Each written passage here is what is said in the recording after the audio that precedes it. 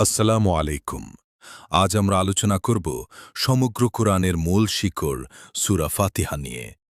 এটি শুধু একটি সাধারণ সূরাই নয়, বরং মানব জীবনের জন্য এক চিরন্তন পথ নির্দেশনা। শুরুতেই আমরা আল্লাহ তাআলার স্তুতি গাইছি। সমস্ত প্রশংসা বিশ্বজগতের প্রতিপালক আল্লাহর। এই ঘোষণা আমাদের শেখায় যে প্রতিটা মুহূর্তের মালিক কেবল তিনিই।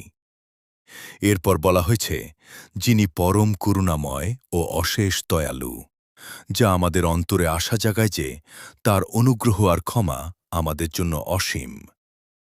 হে আল্লাহ, আমরা কেবল তোমারই ইবাদত করি এবং কেবল তোমারই সাহায্য চাই।